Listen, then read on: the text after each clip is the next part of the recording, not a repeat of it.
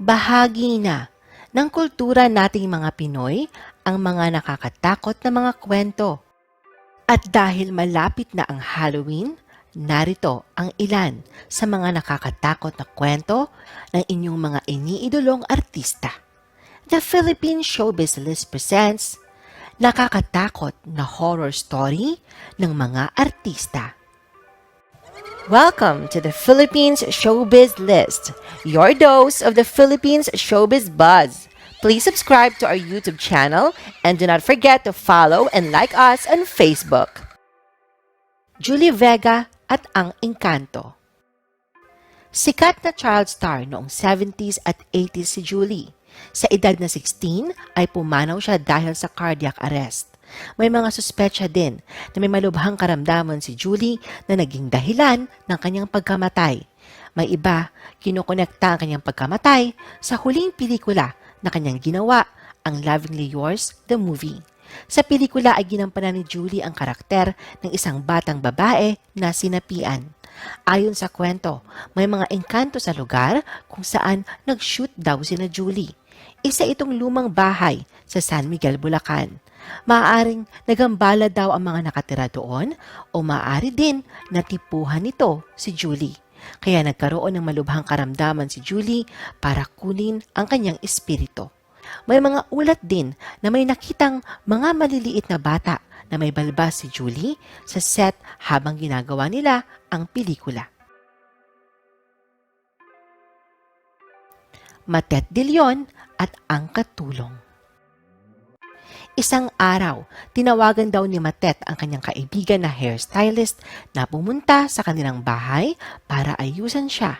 Binati daw ang kanyang kaibigan ng isang katulong sa gate at dumiretso na ang kanyang kaibigan na pumasok sa bahay para simulan ang pag-aayos kay Matet. Nang matapos na daw sila, inutusan ni Matet ang katulong nila na maghanda na ng pagkain. Habang kumakain sila, tinanong daw ng kaibigan niya si Matet kung nasaan ang isa pa nilang katulong, gayon isa lang ang katulong na nagsisilbi sa kanila. Nagulat si Matet dahil isa lang ang katulong nila. Kumbinsido ang kaibigan ni Matet na may nakita siyang isa pa.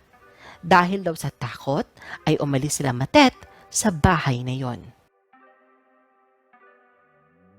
Ang extra. Sa pelikulang Dalaw ay may nahagip na bisita sa huling bahagi ng pelikula.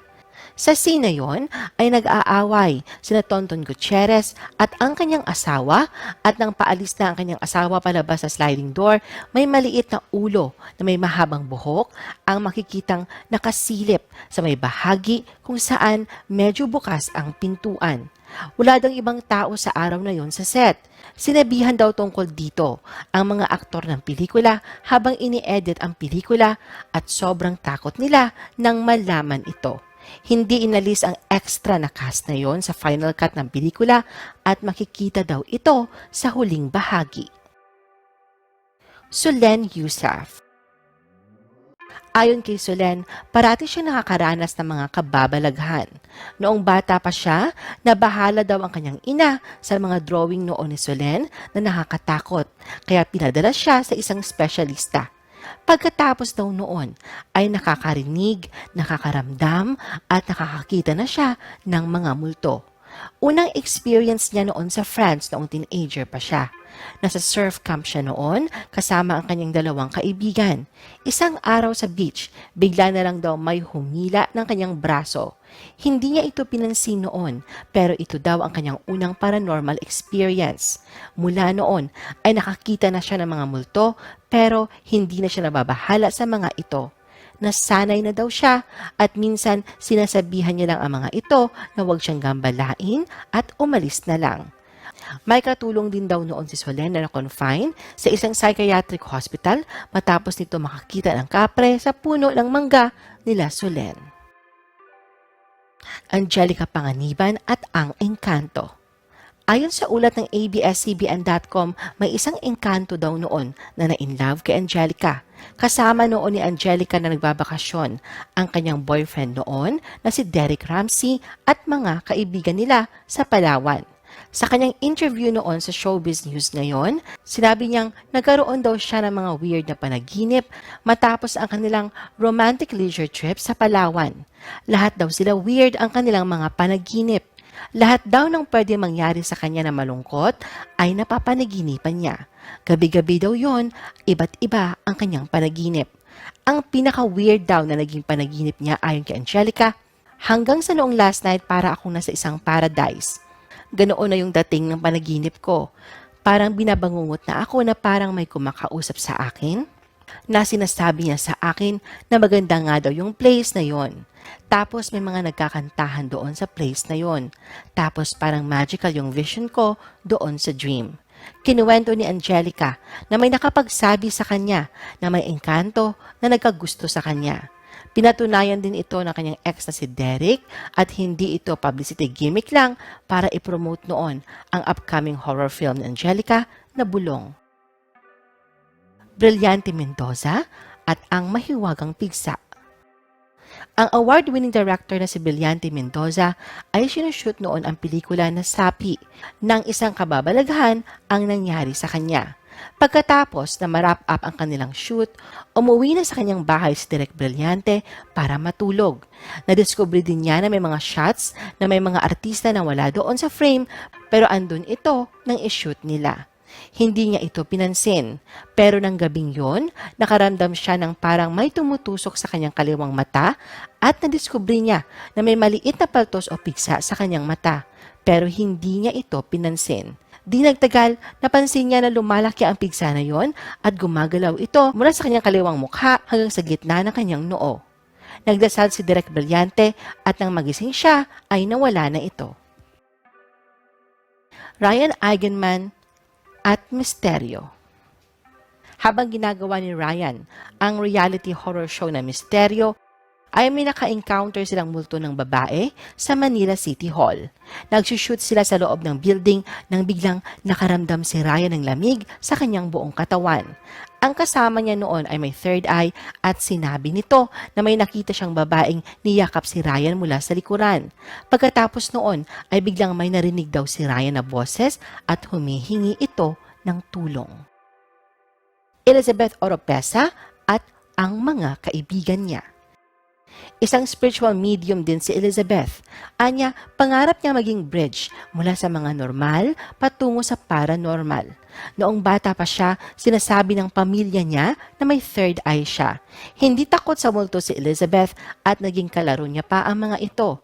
Umaakyat daw sila ng puno at namamasyal sa gubat.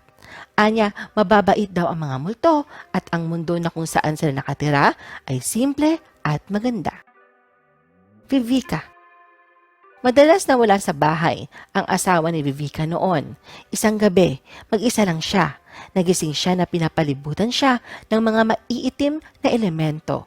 Ang isa ay nasa paanan ng kanyang kama at ang isa naman ay nasa kanyang kanan. At ang pinakanakakatakot ay nasa kaliwa. Nakita niya ang mga pulang mata nila at mahahabang mga daliri. Ayon sa kanya, hinawakan siya ng demonyo gamit ang mahahabang mga daliri nito. Madalas daw itong nangyari, pero nawala ang mga pangitain na ito nang lumipat na sila ng bahay. Matteo Guerricelli at ang dream car. Sinamahan noon ni Matteo ang uncle niya na bumili ng kotse. Dream car daw ito ni Matteo. Nang tiningnan nila ang kotse, pumasok sa loob si Matteo at nagpakuha ng larawan. Kinabukasan, nakita daw nila Kim Chiu at Maha Salvador ang picture. May nakita daw silang batang babae na kasama ni Matteo sa loob ng sasakyan at parang sunog ang mukha nito. Bago lang yung kotse, so hindi daw nila alam kung bakit ganon. Pinakita daw ni Matteo sa pari ang picture dahil di siya makatulog ng 2 linggo. Naging paranoid daw siya. Nagpamisa daw si Matteo dahil di na daw siya nakakatulog. Ibinalik din ng uncle niya ang kotse. Angeline Quinto. Kakalibing pa lang daw noon ng papa ni Angeline nang nakaranas siya ng kababalaghan. Nakatambay daw sila ng kapatid niya noon sa bahay nila sa Las Piñas. Nagpicture-picture daw ang kapatid niya, puro selfies daw at mag-isa lang ito. Pero doon sa pang-apat na shot niya, nasa likod na ang papa ni Angeline. Nakaupo kung saan siya lagi nakaupo. Akala daw ni Angeline, binibiro lang siya pero kitang-kita daw sa cellphone ng kapatid niya. May katawan daw talaga pero walang mukha. Nakaupo pa daw ito kung paano umupo ang kanyang tatay. Nakadikwatro daw ito gaya ng kanyang ama. At talagang hindi daw nila makakalimutan ang nakakilabot na experience na yon. Ikaw, anong kwentong kababalaghan mo? Gusto mo pa ba ng ibang showbiz videos? Panoorin ang aming iba pang top viewed videos. Para sa aming mga YouTube viewers, pumunta lang sa description ng video na ito o i-click ang link sa itaas ng screen. Para naman sa mga Facebook viewers, ay maaari ninyong hanapin ang mga link sa comment section ng video. I-post ang inyong comments at reaction sa baba. At huwag kalimutan na i-like at i-share ang video na ito. I-follow nyo din kami sa Facebook at mag-subscribe sa aming YouTube channel. Thanks for watching!